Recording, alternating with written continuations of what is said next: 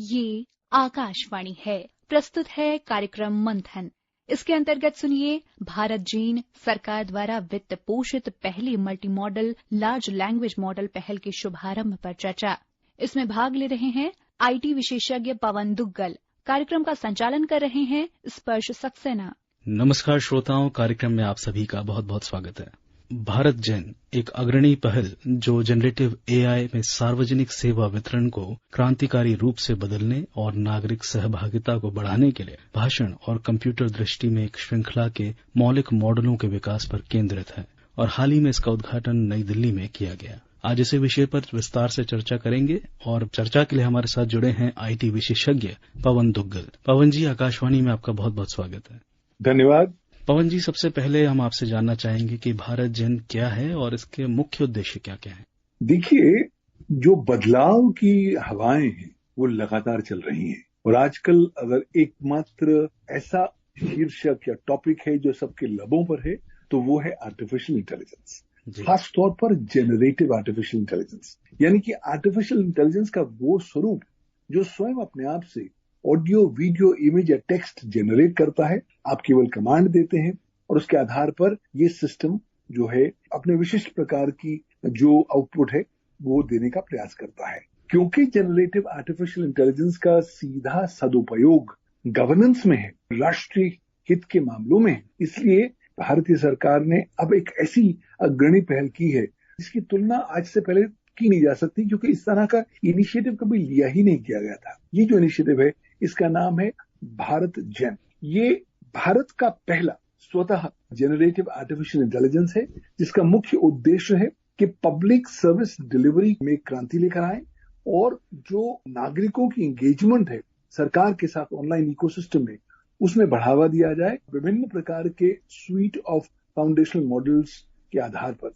अब ये स्वीट जो हम लोगों ने बनाए हैं ये लैंग्वेज, स्पीच और कंप्यूटर विजन के आधार पर बनाए गए हैं और कहीं ना कहीं ये शो करता है कि भारतीय सरकार कमिटेड है कि भारत के अंतर्गत अपना indigenous artificial intelligence multi modal language model initiative होना चाहिए।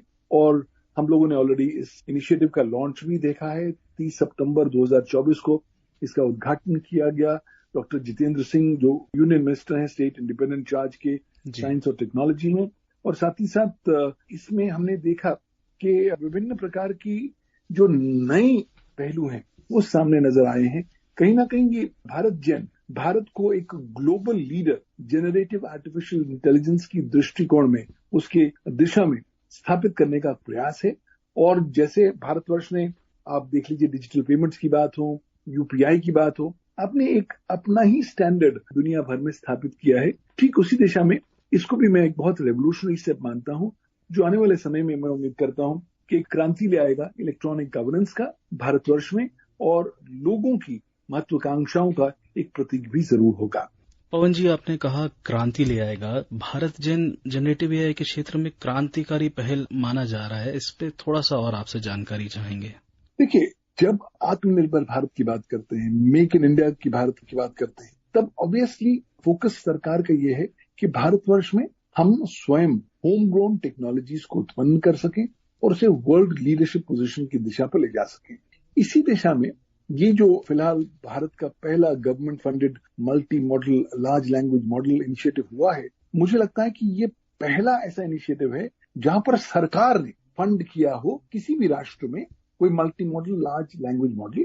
उसका उद्देश्य ये रहा है कि हम चाहते हैं कि हम एक इफेक्टिव और इंक्लूसिव आर्टिफिशियल इंटेलिजेंस जो भारतीय भाषाओं में उपलब्ध हो उसको विकसित कर सकें। और इसको विकसित करने में योगदान दिया है वो Indian institute of technology Bombay का रहा है। और ये जो भारत जेन लॉन्च हुआ है, national mission on interdisciplinary cyber physical systems, जो कि department of science of technology भारतीय सरकार का एक इनिशिएटिव है, उसके अंतर्गत इसको डेवलप किया गया है। भारत जेन का उद्देश्य बहुत क्लियर है कि हम चाहते हैं कि भारतवर्ष में हम ऐसे जेनरेटिव आर्टिफिशियल इंटेलिजेंस को क्रिएट कर सकें जो भारतवर्ष में भारतीय भाषाओं में हाई क्वालिटी टेक्स्ट और मल्टी मॉडल कंटेंट जो है वो उत्पन्न कर सके। प्रॉब्लम ये होती है कि जितने भी वर्तमान मल्टी मॉडल्स उपलब्ध हैं वो सब जो हैं अंग्रेजी भाषा में, तो वो जेनरेट अंग्रेजी में तो करते हैं लेकिन भारतीय भाषाओं में वो बहुत ज्यादा कारगर रूप से इफेक्टिव नहीं है। तो अब क्योंकि सरकार की तरफ से ये इनिशिएटिव आया है, मैं उम्मीद करता हूं कि भारतीय भाषाओं में उत्पन्न किया जाने वाला जनरेटिव आर्टिफिशियल इंटेलिजेंस का जो आउटपुट है उसकी तादाद बढ़ जाने वाली है, उसकी क्वालिटी में इजाफा हो जाने वाला है, और अल्टीमेटली ये जो हमारा पहल है भारत जेन की, ये उन भारतवासियों के लिए है जो गांव में है, छोटे शहरों में है, कस्बों में है, जो आज भी आर्टिफिशियल इंटेलिजेंस का इस्तेमाल अभी नहीं करते हैं, लेकिन इस भारत जेन के माध्यम से अपनी ही भाषा में, अपनी ही डायलेक्ट में अब इसका इस्तेमाल कर पाएंगे और इलेक्ट्रॉनिक गवर्नेंस की सेवाओं को और विशिष्ट रूप से उनका आनंद भी ले पाएंगे। Pawan ji, multimodal large language model जो है, इसको थोड़ा सा हम चाहेंगे हमारे श्रोताओं को और विस्तार से बताएं, और भारतीय भाषाओं को, क्योंकि हमारे यहाँ इतनी सारी भाषाएं बोली जाती हैं, डायलेक्ट्स बोले जाते हैं, इनके लिए इतना महत्वपूर्ण ये क्यों है? कहीं ना कहीं हमको समझना है कि जब हम मशीन की इंटेलिजेंस की बात करते हैं, आर्टिफिशियल इंटेलिजेंस की बात करते हैं, तो हमको विभिन्न लेयर वाले एल्गोरिथमिक मॉडल्स की आवश्यकता होती है। आप केवल टेक्स्ट पर ही अपने मॉडल को आप ट्रेन नहीं कर सकते, आपको विभिन्न प्रकार के जो बिग डेटा सेट्स हैं उनको ट्रेन करना पड़ता है, क्योंकि जो आर्टिफिशियल इंटेलिजेंस एल्गोरिथम है, जो मल्टी मॉडल्स होते हैं, वो उतने ही कारगर और उतने ही इफेक्टिव होते हैं जितना कि ज्यादा उसको विभिन्न प्रकार के डेटा पर ट्रेन किया गया हो। अब ये जो भारत जेन जो बनाया गया है वो एक मल्टी मॉडल की तरीके से बनाया गया है। इसमें जो महत्वपूर्ण बात यह है कि ये मल्टीलिंगुअल भी है और मल्टी मॉडल भी है, यानी कि इसमें भारतीय जो डेटा है, डेटा सेट्स हैं, उसके बेसिस पर इसमें ट्रेनिंग की गई है, और इसकी इतनी क्षमता है कि भारतीय डेटा सेट्स को बिल्ड कर सके, और साथ ही साथ ये ओपन सोर्स प्लेटफॉर्म है, तो लिहाजा कहीं ना कहीं ये कम्युनिटी के विकास में भी अपना एक योगदान है। और अल्टीमेटली जब आप भारत में खुद निर्मित इस जनरेटिव आर्टिफिशियल इंटेलिजेंस की बात करते हैं, तो इसके लॉन्च के साथ ही साथ हम अग्रसर हो रहे हैं एक नई दिशा में, जहां पर हम अल्टीमेटली चाह रहे हैं कि एक डेवलपमेंट बन जाए इकोसिस्टम का, जो जनरेटिव इंटेलिजेंस के, आर्टिफिशियल इंटेलिजेंस की रिसर्च को और ज्यादा प्रोत्साहन कर सके।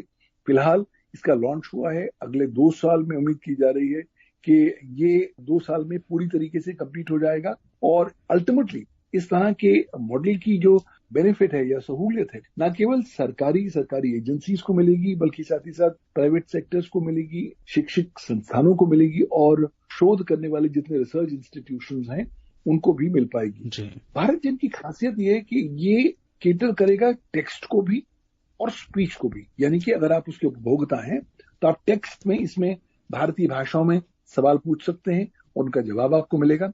आप उससे अपनी भारतीय भाषा में उससे बातचीत भी कर सकते हैं, और वो आपकी बातचीत के आधार पर आपको जवाब देगा।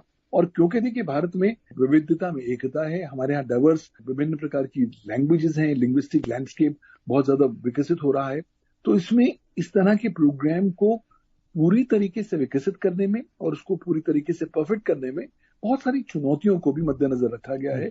और बाय एंड लार्ज ये प्रोग्राम जो रहेगा, ये विभिन्न प्रकार की भारतीय भाषाओं की जो नुक्ते हैं उनको इफेक्टिवली पकड़ेगा, और जो अंतर्राष्ट्रीय ग्लोबल एआई मॉडल्स हैं उनमें ये नुक्तों को इफेक्टिवली एड्रेस नहीं किया जाता। तो जब हम भारत जेन के माध्यम से ऐसे प्रोसेसेस को विकसित करेंगे जिससे हम कोलेट और क्यूरेट कर पाएंगे भारत सेंट्रिक डेटा, तो हम अल्टीमेटली भारत की जो कल्चरल विविधता है, उसकी जो डाइवर्स लैंग्वेजेस हैं, डायलेक्ट्स हैं, उनको हम एक सही रूप से प्रतिबिंबित भी कर पाएंगे। अल्टीमेटली देखा जाए तो ये भारत जेन भारत की प्रभुता, अखंडता और सुरक्षा को एक प्रबल रूप से सशक्त करने में एक अहम भूमिका निभाएगा, और साथ ही साथ इस तरह की पहल के साथ साथ जो भारत की साइबर सॉवरेनिटी इंटरेस्ट हैं, यानी कि साइबर प्रभुता संबंधी इंटरेस्ट हैं, उनको भी एक बहुत ज्यादा प्रोत्साहन और बढ़ावा मिलेगा आने वाले इस समय में, क्योंकि भारत ने वो कर दिखाया है जो आज तक किसी राष्ट्र ने नहीं किया है। किसी राष्ट्र की सरकार ने उतनी दूरदर्शिता प्रदर्शित नहीं की है कि आप गवर्नमेंट के फंड के द्वारा आप अपना ही लोकल इंडिजिनस एआई मॉडल बनाएंगे और उसके आधार पर अपनी विविध राष्ट्रीय भाषाओं को, डायलेक्ट्स को कवर करेंगे, ताकि आपकी जो जनता है वो अपनी भाषा में ही इस एल्गोरिदम के साथ बात कर सके।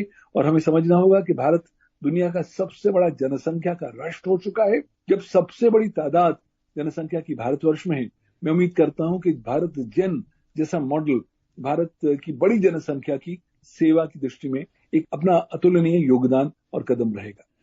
आपके अनुसार भारत जेन भारतीय और वैश्विक एआई के भविष्य पर किस प्रकार प्रभाव डालता है और कितना प्रभाव डालता है? देखिए, अल्टीमेटली जो भारत जेन है वो आत्मनिर्भर भारत की जो विजन है उस दिशा में एक कदम है। अल्टीमेटली अभी तो हमने लॉन्चेस को किया है, इसको भी फर्दर डेवलप करना, फर्दर होन करना अभी बाकी है। लेकिन सबसे महत्वपूर्ण बात, भारत अब एक संदेश दे रहा है सारे दुनिया भर के प्लेयर्स को कि देखिए, भारत आपके ऊपर रिलायबल या निर्भर नहीं होने वाला जब हम इस तरह की नई टेक्नोलॉजीज की बात कर रहे हैं। और अल्टीमेटली इस तरह की भारत जेन के लॉन्च के साथ साथ हम भारत की जो डोमेस्टिक एआई इकोसिस्टम है, चाहे वो स्टार्टअप्स के लिए हो, चाहे वो कॉर्पोरेट सेक्टर के लिए हो, कंपनियों के लिए हो, इंडस्ट्रीज के लिए हो या गवर्नमेंट एजेंसीज के लिए हो, उसको एक नया बढ़ावा देने वाले, क्योंकि अब आपने ऐसा एल्गोरिथम स्थापित कर दिया है जो भारतीय भाषाओं में उपलब्ध होने वाला है। तो मुझे लगता है कि उसमें न केवल लोगों को अपनी अभिव्यक्ति की स्वतंत्रता का एक नया आयाम मिलेगा, बल्कि साथ ही साथ उन्हें अब अपनी अभिव्यक्ति को आगे बढ़ाने में बहुत मदद मिलेगी। और कहीं ना कहीं भारतीय सेंट्रिक कंटेंट और भारतीय भाषाओं का जो कंटेंट या डेटा है उसकी जो तादाद है, उसकी वॉल्यूम है, उसमें भी हमें आने वाले समय में बढ़ावा मिलेगा। तो ultimately AI ecosystem, AI economy को भारतवर्ष में थ्राइव करने की दिशा में एक महत्वपूर्ण कदम रहेगा। अभी आपने बात की कि भारत की जनसंख्या और अलग अलग भाषाएं बोली जा रही हैं, इतने सारे डायलेक्ट्स हैं और जो कि हमारी एक विरासत है, तो भारत जेन कैसे सांस्कृतिक संरक्षण में योगदान प्रदान करेगा और साथ ही साथ राष्ट्रीय प्राथमिकताओं को भी संबोधित करेगा? भारत जेन क्योंकि भारत सेंट्रिक डेटा के आधार पर बनाया गया है, उसका उद्देश्य भारतीय संस्कृति, भारतीय संस्कारों को न केवल जीवित रखना है बल्कि साथ ही साथ उसका ज्यादा प्रमोशन और प्रोपगेशन भी करना है। तो अब जब इस तरह का मॉडल उपलब्ध हो जाएगा तो आप आम व्यक्ति, चाहे आप किसान हो, चाहे गांव में आप अपनी किराना की दुकान चलाते हैं या कोई भी काम करते हैं, अब आप इस तरह के मॉडल का इस्तेमाल करते हुए न केवल आप इलेक्ट्रॉनिक गवर्नेंस की सेवाओं का इफेक्टिव आनंद उठा पाएंगे, बल्कि साथ ही साथ आपको अब एक्सपोजर मिल जाएगा कि भारत की जो विविध संस्कृति है, हमारे यहाँ 5000 साल पुराना इतिहास है, हमारे यहाँ जो कल्चरल डाइवर्सिटी है, हम कहते हैं कि भारत एक लैंड है जिसमें यूनिटी इन डाइवर्सिटी होता है, उन सब की जो विविधता है और उसका जो प्रतिबिंब है वो आपको इन मॉड्यूल्स में नजर आएगा। तो अल्टीमेटली ये तो भारतीयता की कॉन्सेप्ट को और ज्यादा बढ़ा के जा रहा है। और आने वाले समय में मुझे लगता है कि भारत की जो डोमेस्टिक आईटी इकोसिस्टम का जो पर्यावरण होने वाला है उसमें जो मैसिव गेम चेंजिंग इम्पैक्ट लेकर आएगा वो लेकर आएगा भारत जेन। तो अल्टीमेटली ये गवर्नमेंट के हाथों को ज्यादा स्ट्रेंथन करेगा, भारतीय राष्ट्रीय नेशनल इंटरेस्ट जो है उनको सशक्त करेगा, भारत की सुरक्षा में भी मुझे लगता है अपना योगदान देगा और एक संदेश देगा पूरी दुनिया भर को कि आप तो देखिए प्राइवेट कंपनीज की द्वारा निर्मित टेक्नोलॉजीज पर आधारित है, हमने भारत के अंदर बैठे हुए ही अपनी इंडिजिनस आर्टिफिशियल इंटेलिजेंस टेक्नोलॉजी निर्मित कर ली है। हम इसका इस्तेमाल दुनिया की सबसे बड़ी जनसंख्या पर करने वाले हैं और हम शो करने वाले हैं कि सबसे बड़ी जनसंख्या वाला राष्ट्र किस तरीके से अपने नागरिकों के हाथों को सशक्त करता है और उनको बलवान बनाता है ताकि उनकी डिजिटल ट्रांजैक्शंस और इफेक्टिव तरीके से एफिशिएंट और कामयाब हो पाए। तो श्रोताओं, अब वक्त है इस चर्चा को यहीं विराम देने का और पवन जी, आपका आकाशवाणी के साथ जुड़ने के लिए बहुत बहुत धन्यवाद। धन्यवाद। अभी आप सुन रहे थे भारत जेन सरकार द्वारा वित्त पोषित पहले multi modal large language model पहल के शुभारंभ पर चर्चा। इसमें भाग ले रहे थे आईटी विशेषज्ञ पवन दुग्गल। कार्यक्रम का संचालन कर रहे थे स्पर्श सक्सेना। ये कार्यक्रम आकाशवाणी की समाचार सेवा प्रभाग द्वारा प्रस्तुत किया गया। इसे आप हमारे mobile app news on AIR और YouTube channel news on AIR official पर भी सुन सकते हैं। इस कार्यक्रम के संबंध में अपनी प्रतिक्रिया आप हमें ईमेल या व्हाट्सएप के माध्यम से भेज सकते हैं। ईमेल का पता है airnsttalks@gmail.com और व्हाट्सएप नंबर है 9289094044।